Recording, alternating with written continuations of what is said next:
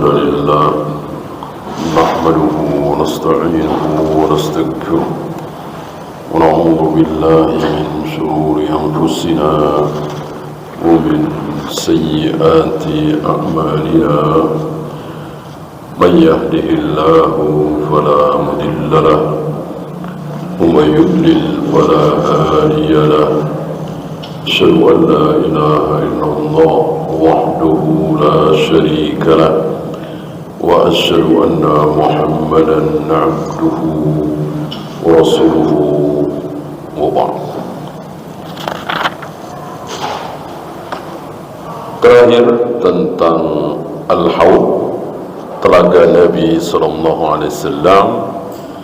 Siapa saja yang diperbolehkan meminum air telaga tersebut,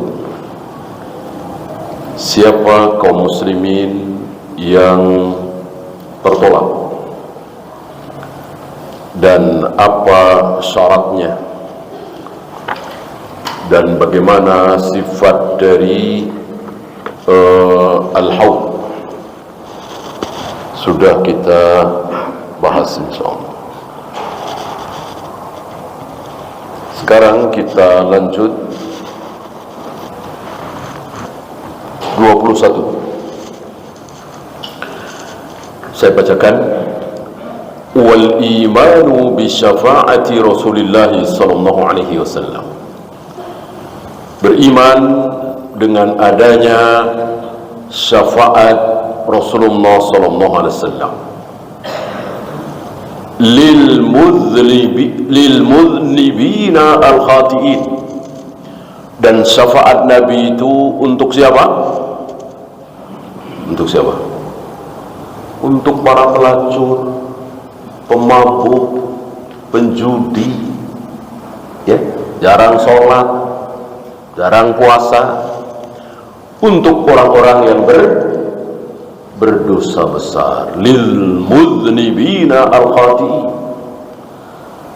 Maka sangat disayangkan orang-orang saleh berharap syafaat Nabi, karena syafaat Nabi itu untuk para pendosa, ahli maksiat. Kecuali syafaatul udma, jangankan kita, para nabi, para rasul pun berharap dari syafaatul udma. Adapun yang mestinya masuk neraka nggak jadi, yang mestinya disiksa di neraka jutaan tahun, akhirnya jadi setahun saja atau setengah tahun saja misalnya. Yang mestinya disiksa dahsyat luar biasa di neraka, akhirnya cuman ringan. Salah satu contohnya, ada bara api di telapak kakinya. Bara api di telapak kakinya. Itu saja. Betisnya, pahanya, perutnya, dadanya, tidak ada apinya, tidak dibakar di situ. Yang dibakar cuman telapak kakinya dengan bara api. Tapi panas. Saking panasnya, otaknya mendidih. Yugri bihi dima'uhu. Otaknya mendidih. Padahal otak kan jauh sekali dari telapak kaki. Gimana wajahnya, gimana lehernya, gimana dadanya, gimana perutnya, gimana pahanya, gimana betisnya. Otak yang jauh dari telapak kaki saja mendidih, saking panasnya.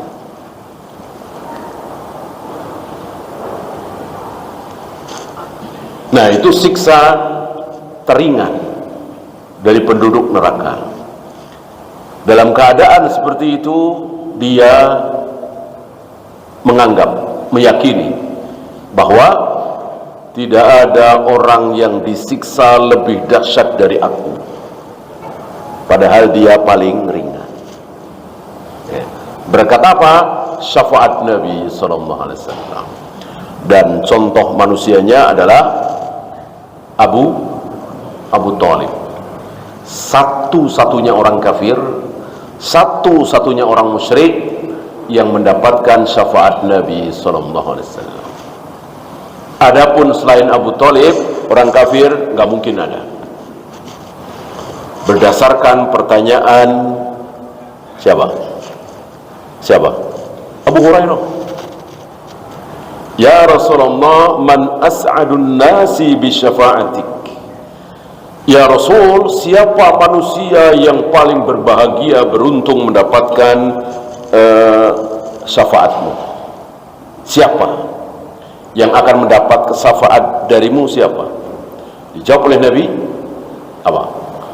Man qala la ilaha illallah khalisan min qalbihi, yaitu orang yang mengucapkan la ilaha illallah ikhlas, murni, yakin dari hatinya. Berarti apa?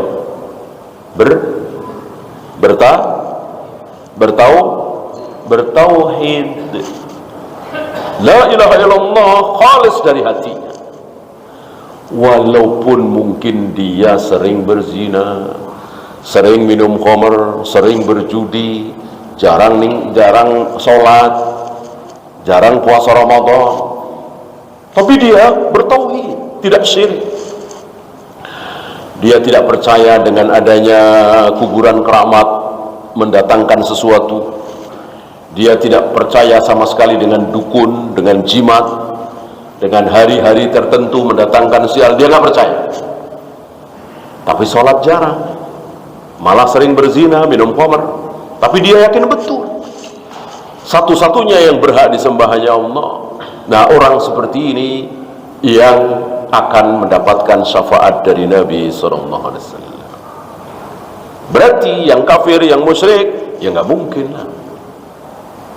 Mungkinkah ada orang musyrik, ada orang kafir bertauhid? Mungkinkah? Ya nggak mungkin. Termasuk Abu Thalib. Tapi ini perkecualinya. Kecuali Abu Thalib. Abu Thalib termasuk kafir, termasuk musyrik. Tapi dalam hal syafaat, perkecualian. Satu-satunya orang kafir, orang musyrik yang mendapatkan syafaat dari Nabi sallallahu alaihi wasallam.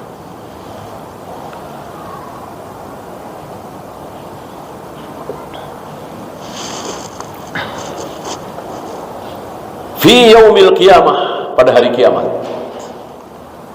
Pada hari kiamat, ya. Zahirnya ini tidak ada di mana? Menurut ucapan beliau di sini, fi yaumil qiyamah, pada hari kiamat kelak, berarti tidak ada di alam kubur. Ya, zahirnya seperti itu. Tetapi sebagian ulama memahami dari hadis jaridah, pelepah kurma yang masih basah, yang dibagi dua oleh Nabi, lalu diletakkan di kedua kuburan. Jaridah. Maka dengan hadis ini, kan ini syafaat, ya kan? Syafaat Nabi sallallahu alaihi wasallam, bukan jaridahnya, bukan pelepah kurmanya. Maka para ulama mengkritik Imam Suyuti yang mengatakan bahwa kenapa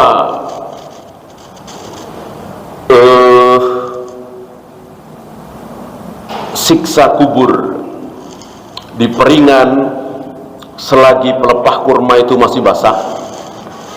Kata Imam Suyuti, karena selagi masih basah dia bertasbih, selagi masih basah dia bertasbih. Nah, kalau sudah kering sudah tidak bertasbih lagi. Maka siksa kubur si A dan si B tadi, kan dua kuburan itu di zaman Nabi ya.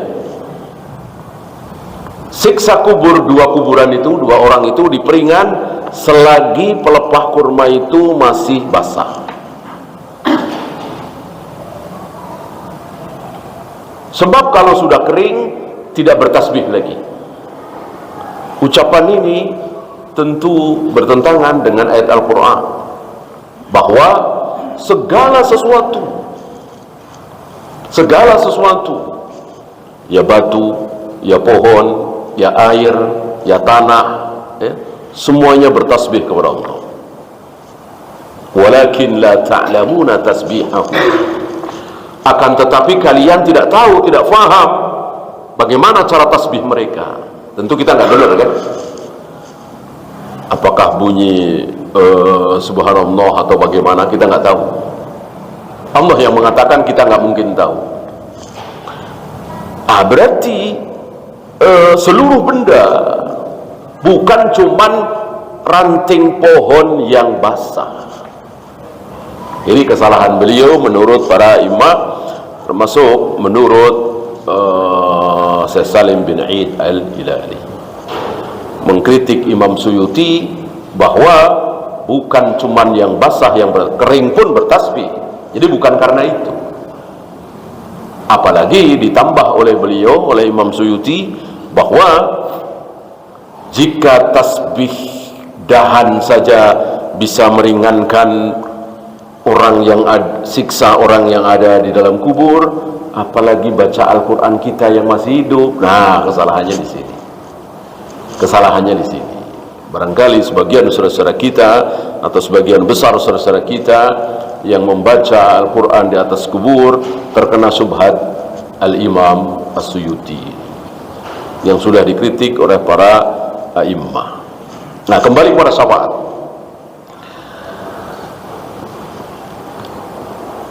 Apa itu syafaat? Ya. Untuk memahami apa itu syafaat,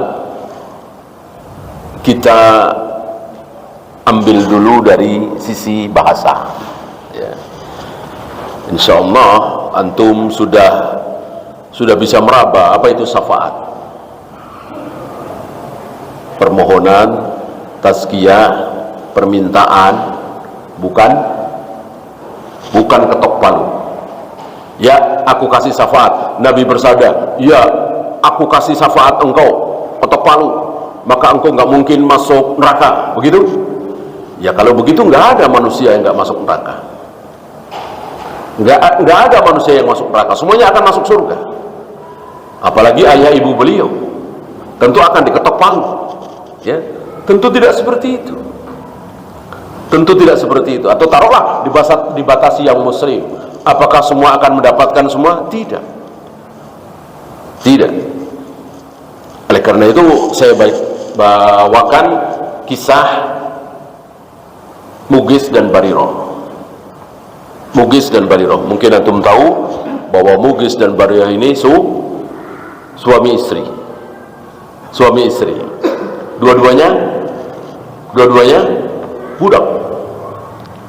Dua-duanya budak. Bariroh akhirnya dimiliki oleh Aisyah. Mugis dan Bariroh ini dua-duanya budak, suami istri. Kemudian si Bariroh oleh Aisyah dimerdekakan. Sudah bukan budak lagi karena dimerdekakan.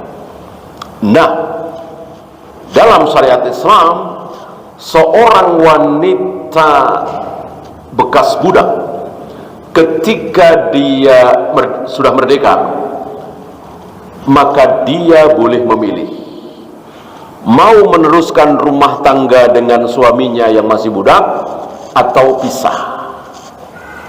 Boleh pilih. Nah, begitu pula Bariroh.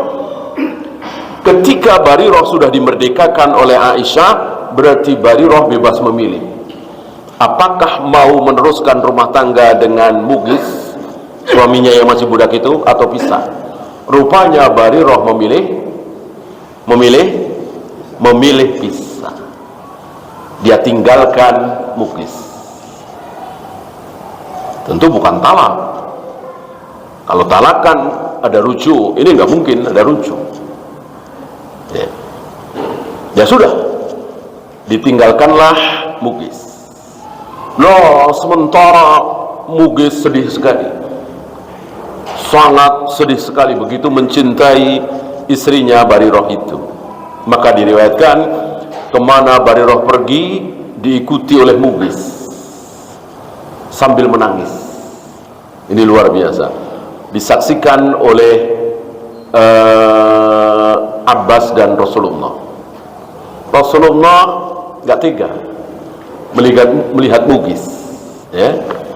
Lalu Rasulullah mendatangi Barirah dengan menasihati, mengatakan, memberi tazkiyah, mengusulkan syafaat. Wahai Barirah, alangkah baiknya kalau engkau kembali kepada Mughis saja. Kembalilah engkau kepada Mughis. Barirah pintar, cerdas. Barirah bertanya, apakah ini perintah engkau sebagai utusan Allah yang harus aku taati? Sami'na wa ata'na, apa sekedar syafaat? Dijawab oleh Nabi, sekedar syafaat. Tentu Nabi tidak berbohong, tidak menghalalkan segala cara. Seandainya Nabi berbohong dikit, ya ini perintah, ya selesai. Tentu Nabi tidak mau bohong. Ini bukan perintah, artinya tidak wajib, sekedar syafaat. Aku memberikan syafaat, aku mengusulkan supaya engkau menerima kembali Mughis. Apa jawaban Barirah? Kalau sekedar syafaat, aku tidak terima, aku tidak butuh lagi dengan Mughis. Nah, dari sini kita tahu apa itu syafaat, ya, begitu kira-kira. Jadi kelak nanti di yaumil qiyamah, di yaumil mahsyar, Nabi memohon syafaat. Ya Allah, selamatkan si A dari neraka. Allah menjawab, ya. Ya Allah, selamatkan si B dari neraka. Allah menjawab, ya. Ya Allah, selamatkan si C dari neraka. Allah menjawab, tidak. Jadi tidak semuanya iya. Kalau semuanya iya, gak ada kaum muslimin yang masuk neraka. Tentu Nabi tidak bakhil. Seluruh umat beliau akan dimohonkan kepada Allah supaya masuk surga. Berarti syafaat Nabi bisa diterima oleh Allah, bisa tidak, tergantung Allah mau terima atau tidak. Man dzalladzi yashfa'u indahu illa bi'idznih. Tidak ada yang berhak memintakan syafaat kecuali dengan izin Allah. Semulia Nabi, sehebat Nabi, sekelas Nabi, ada yang ditolak oleh Allah, apalagi yang di bawah Nabi, ya. Nah, dari sini kita sedikit ada gambaran apa itu syafaat. Dan tahulah kita kesalahan sebagian saudara-saudara kita yang beranggapan mengandalkan bentar-bentar syafaat, bentar-bentar syafaat. Padahal tadi pelacur, pemabuk, penjudi itu yang akan mendapatkan syafaat Nabi sallallahu alaihi wasallam.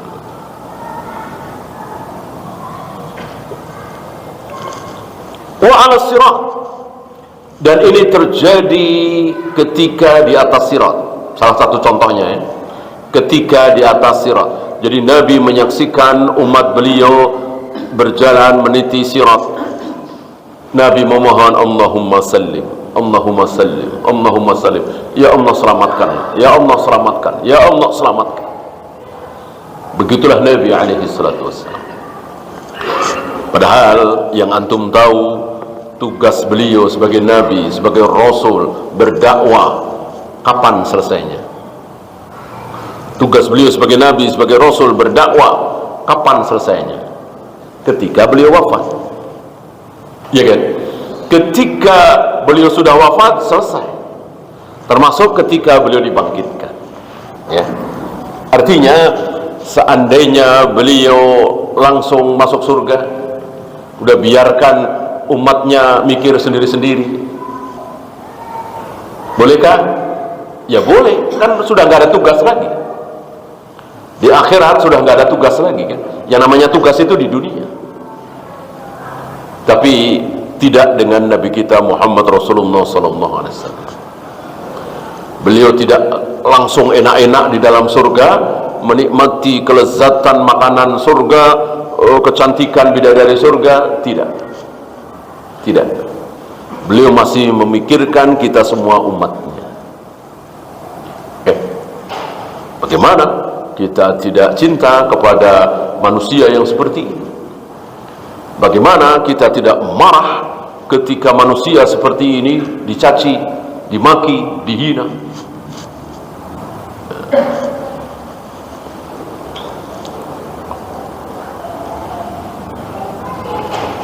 Allah pun marah. Oleh karena itu pernah kita bahas di majelis ini, kalau Allah yang dihina, dicaci maki, Allah biarkan. Ya, mungkin beberapa tahun lah. Tapi kalau Rasulullah Muhammad sallallahu alaihi wasallam dihina, dicaci maki, tunggu gak terlalu lama. Oleh karena itu sahabat, para tabi'in ketika berperang, berjihad, gak menang-menang. Benteng musuh gak jebol-jebol, terlalu kuat. Nah, maka para sahabat, para tabi'in, atba'u tabi'in, para salaf berharap musuh ada yang menghina, mencaci maki Rasulullah SAW. Ya, kalau musuh sudah mulai ada mencaci maki Rasulullah, tinggal tunggu aja, tinggal tunggu saatnya, nggak lama. Dan itu terjadi sampai hari ini. Mungkin belum hilang dari ingatan kita apa yang terjadi di Paris, ya, mungkin 2 atau 3 tahun yang lalu. Majalah apa itu yang menghina, mencaci maki Rasulullah, meledek Nabi alaihi salatu wassalam. Enggak lama dipenggal lehernya oleh anak remaja itu kan. Ada lagi yang tabrakan itu, saya kira Anda masih ingat. Itu sepanjang zaman seperti itu, berani mencela, mencaci maki Rasulullah Muhammad sallallahu alaihi wasallam. Tunggu tanggal mainnya. Maka Syekhul Islam menulis kitab khusus, As-Saiful Maslul Liman Syatamar Rasul, pedang terhunus untuk orang yang berani mencaci maki Rasulullah sallallahu alaihi wasallam. Adapun menghina Al-Quran, menghina Allah, masih dikasih waktu. Berbeda dengan menghina Nabi sallallahu alaihi wasallam.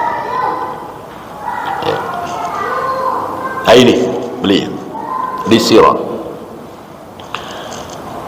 Wa yukhrijuhum min jawfi jahannam, dan dengan syafaat beliau keluarlah kaum muslimin dari jahannam. Berkat syafaat beliau. Harusnya 100 tahun lagi, harusnya 1000 tahun lagi. Berkat syafaat Nabi sekarang keluar. Inilah syafaat. Wa ma min nabiyyin illa lahu syafa'ah. Tidak ada satupun nabi yang tidak punya syafaat.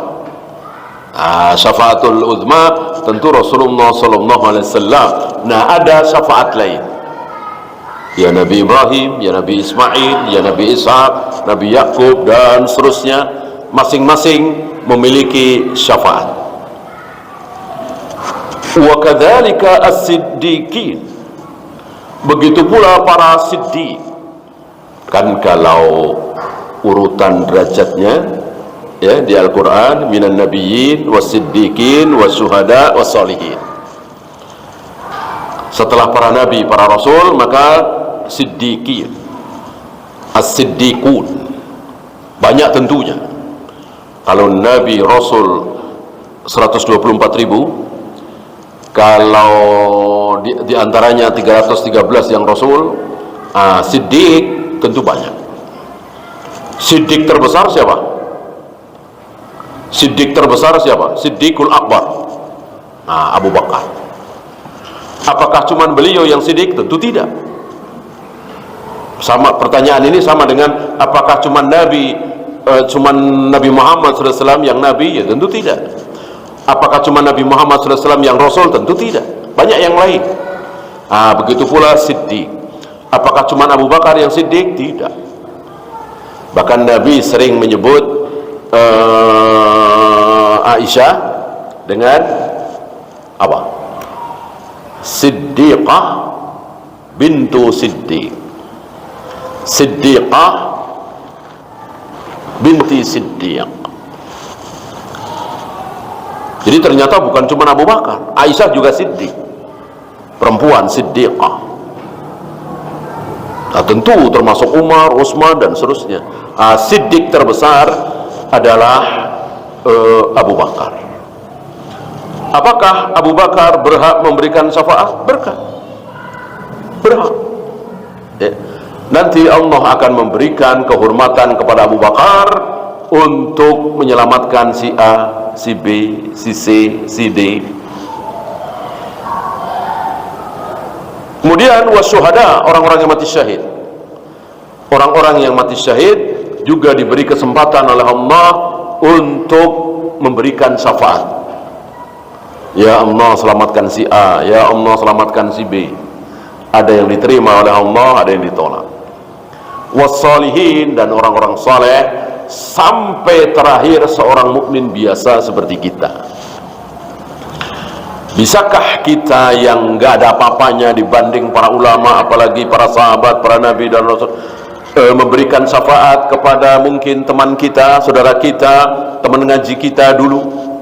Jawabnya bisa. Bisa, mungkin seorang, mungkin dua orang, mungkin tiga orang. Kalau Nabi alaihi salatu wassalam, ya jutaan manusia terselamatkan berkat syafaat beliau. Para siddiq di bawahnya, para syuhada di bawahnya lagi. Mungkin ya 1000, 2000 gitu. Nah, kita yang bukan siapa-siapa ini tapi muslim, mukmin, akan diberi kesempatan. Ya. Ini berdasarkan riwayat di mana ada seorang muslim mukmin masuk surga, lalu dia teringat temannya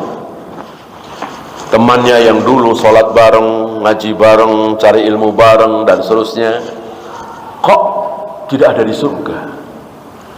Lalu dia bertanya kepada Allah, kemana si fulan ya Allah, kok tidak aku temui di surga? Allah menjawab, dia di neraka.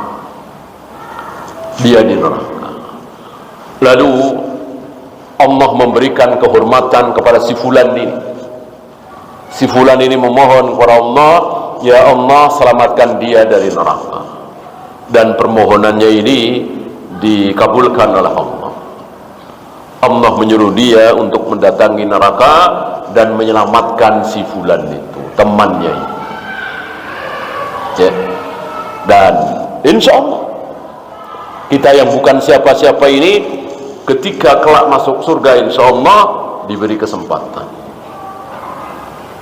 entah siapa, ya. Dan tentu tidak perlu berwasiat, ya. Maka apa yang dilakukan oleh Ibnu Jauzi, kan pernah berwasiat ya di majelisnya, jika kalian kelak masuk surga tidak mendapati aku di surga, tanyakan kepada Allah, jika aku ternyata di neraka, mintakan kepada Allah, ya.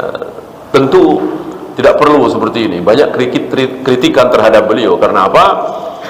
Karena para sahabat pun tidak ada yang seperti itu, ya. Artinya ya sudah otomatis, kalau kita memang dekat dengan si A, si B, si C, orang-orang saleh, rajin ibadah, insya Allah. Seandainya kita ke neraka dulu, nanti insya Allah akan diselamatkan lewat syafaat dia. Ya.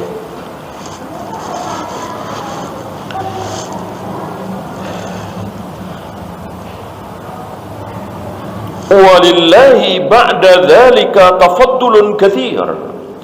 Dan setelah itu Allah memiliki karunia yang sangat banyak. Artinya kan para nabi menyelamatkan, para siddiq menyelamatkan, para syuhada menyelamatkan. Terus ada yang jutaan, ada yang ribuan, ada yang ratusan. Nah, setelah itu Allah mengatakan, sekarang tinggal aku yang belum. Sekarang tinggal aku yang belum. Nah, maka Allah ambil orang-orang yang ada di Jahannam itu. Allah selamatkan dari Jahannam. Entah berapa banyaknya. Ini karunia Allah.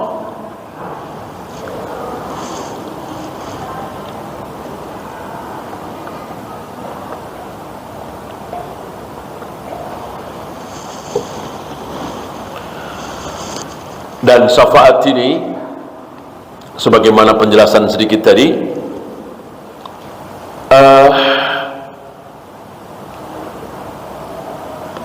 kita mendatangi yang rendah untuk menuju yang lebih tinggi. Para ulama sering memberikan contoh seperti ini. Yang kita tuju adalah yang paling tinggi, tapi kita tidak sanggup, ya. Maka kita menuju yang lebih rendah. Ambil contoh, misalnya kita butuh dengan seorang direktur, misalnya di sebuah perusahaan, mungkin mau jualan apa, atau mau masuk kerja atau apa, tapi kita nggak kenal sama direkturnya, sementara kita kenal sama manajernya yang di bawahnya.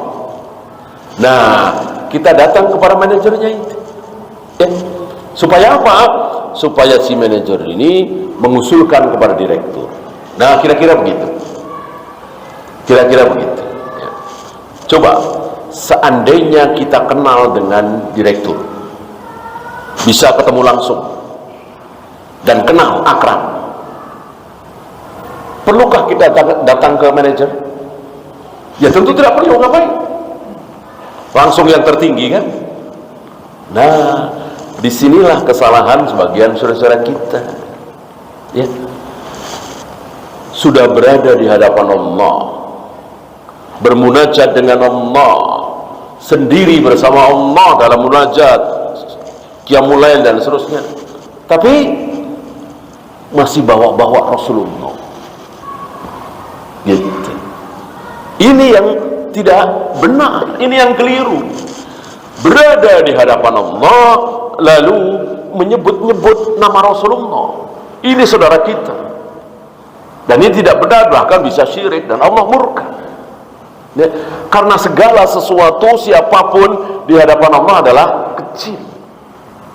Kecil, nggak ada yang besar di hadapan Allah. Termasuk para nabi, para rasul, di hadapan Allah semuanya kecil, nggak ada yang besar. Kalau Nabi Ibrahim itu besar di mata Allah, barangkali Allah tidak tega menyesatkan ayahnya, ya. Begitu pula Nabi Nuh. Seandainya Nabi Nuh itu besar di mata Allah, barangkali Allah tidak enak mau menyesatkan anaknya kekal di neraka, ya. Kenapa Allah begitu mudahnya membuat keputusan? Anaknya Nuh aku masukkan Jahannam, ayahnya Nabi Ibrahim aku masukkan ke Jahannam, ayah ibunya Muhammad SAW aku masukkan ke Jahannam. Kenapa? Karena semuanya di mata Allah kecil. Kemudian kita sebut-sebut di hadapan Allah, itu kebalik. Itu kebalik, seperti yang dilakukan oleh sebagian tarekat-tarekat sufiyah di hadapan Allah, lalu menyebut bijahi Rasulullah, bijahi Muhammadin sallallahu alaihi wasallam, aghithna, aghithna, ya Allah, dengan kemuliaan Nabi Muhammad, dengan keutamaan Nabi Muhammad SAW, tolonglah kami, tolonglah kami. Itu kan yang sering diucapkan oleh orang-orang tarekat Sufiyah. Ini salah, ini keliru. Ngapain sudah berhadapan dengan Allah menyebut-nyebut orang, manusia, ya?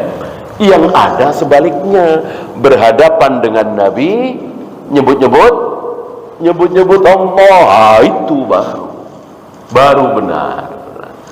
Ambil contoh Zainab, putri beliau.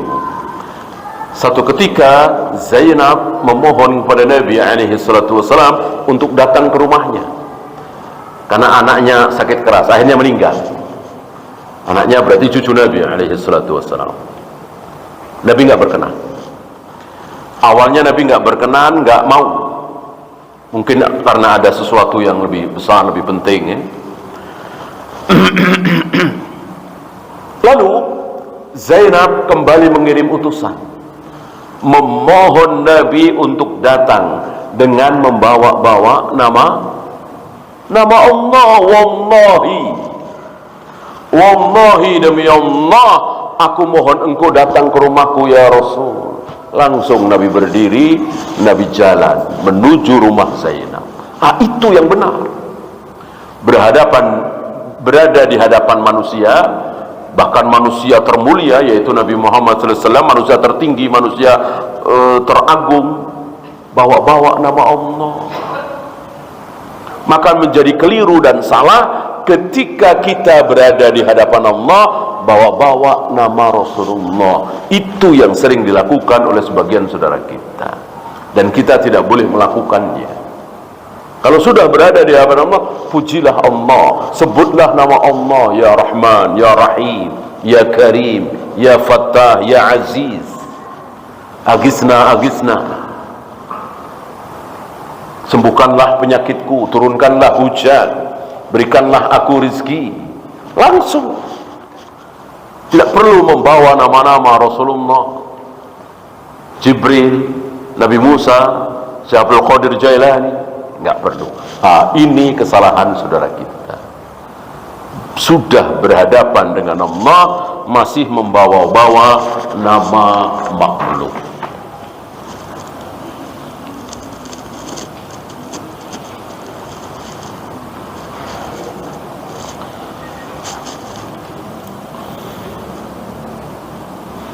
Fiman sya'ah, terhadap siapapun yang Allah kehendaki.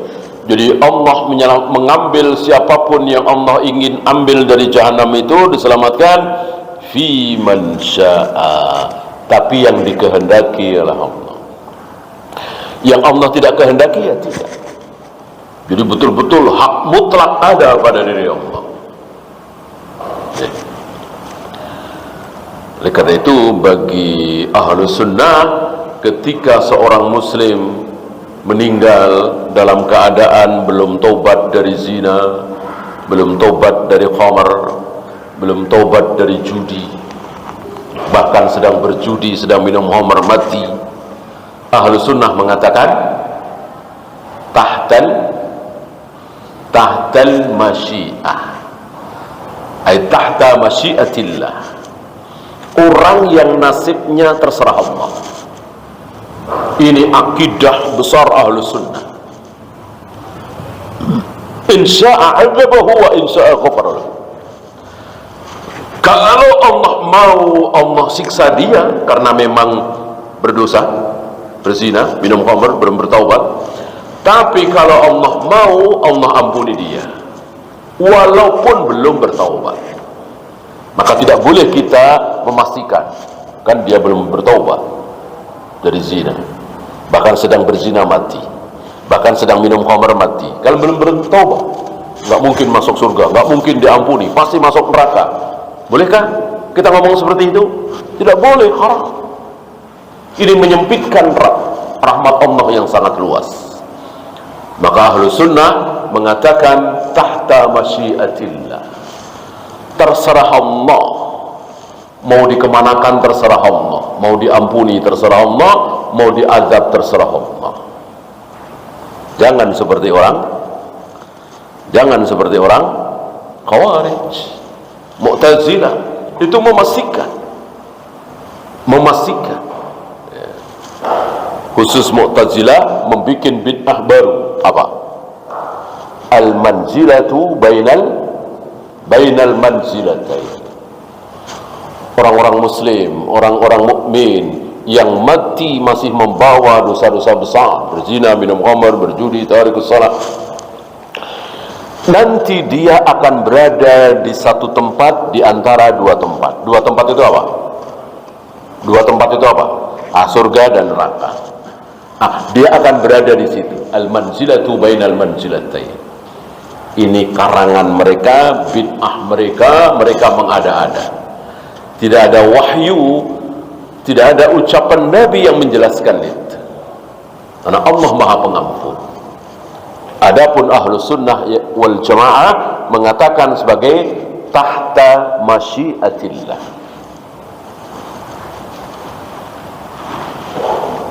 Wal khuruju minan nari ba'da mahturiku wasaru fahman.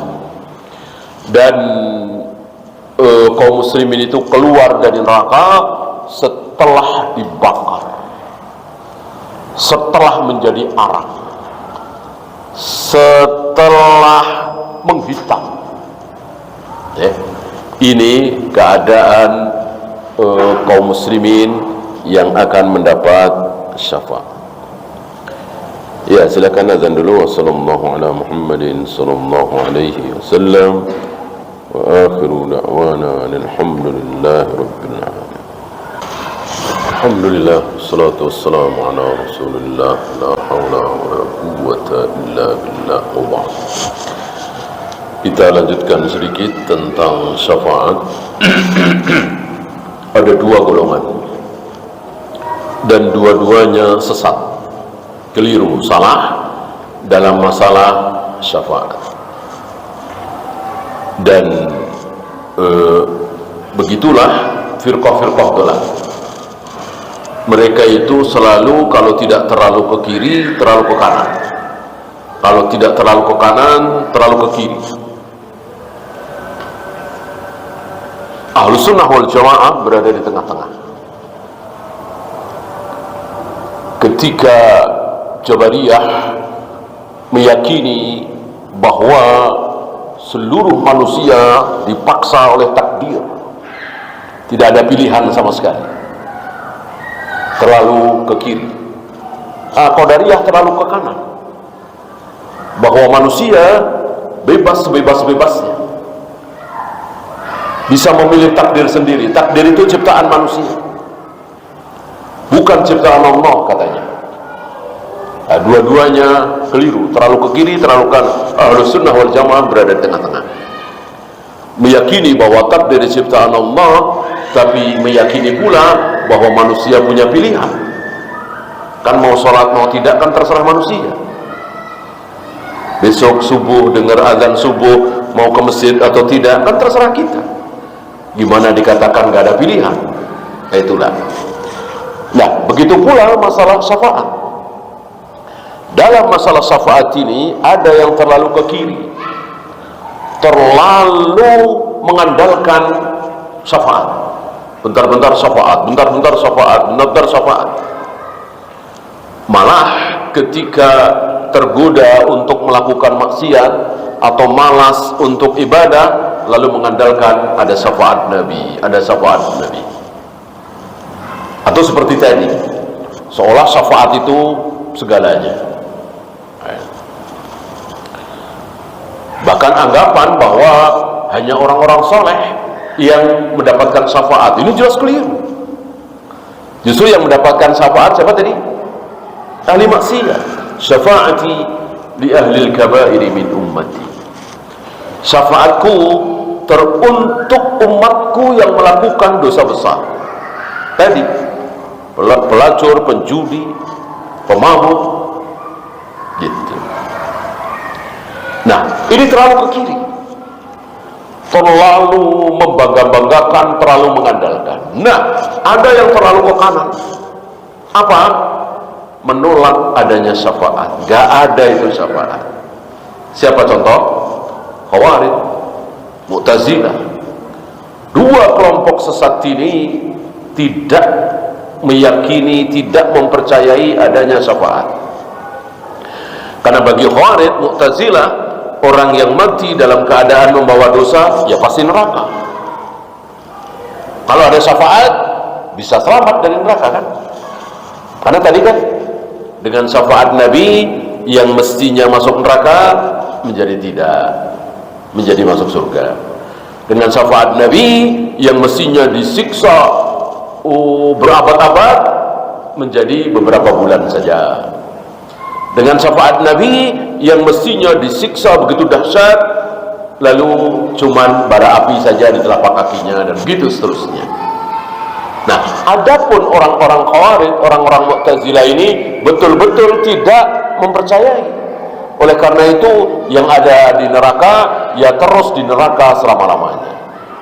Ya, atau Mu'tazilah tadi, al-manzilatu bainal manzilatain, berada di satu tempat di antara dua tempat, sesuatu yang tidak pernah difirmankan oleh Allah, tidak pernah disabdakan oleh Nabi alaihi salatu wassalam. Dan begitulah firqah-firqah dalal dibisiki oleh iblis. Ada kalimat-kalimat yang dari iblis, dari syaitan. Siapa coba yang membisiki itu kalau bukan setan, bukan iblis? Kan iblis tahu mana yang hak, mana yang batil. Iblis tahu nggak? Tentu tahu. Iblis kena subhat nggak? Ya enggak. Kalau iblis kena subhat, nanti salah menggoda. Iya kan? Jangan ikut maulid, jangan ikut maulid. Gitu. Enggak ada gitu. Yang ada, jangan sholat, jangan puasa Ramadan, nggak usah naik haji. Gitu. Kenapa? Karena iblis tahu mana yang hak, mana yang batil. Kalau tidak tahu, tentu akan salah menggoda. Ya, waktu habis, kita akhiri. Subhanakallahumma bihamdika, asyhadu an la ilaha illa anta, astaghfiruka wa atubu ilaik. Assalamualaikum warahmatullahi wabarakatuh.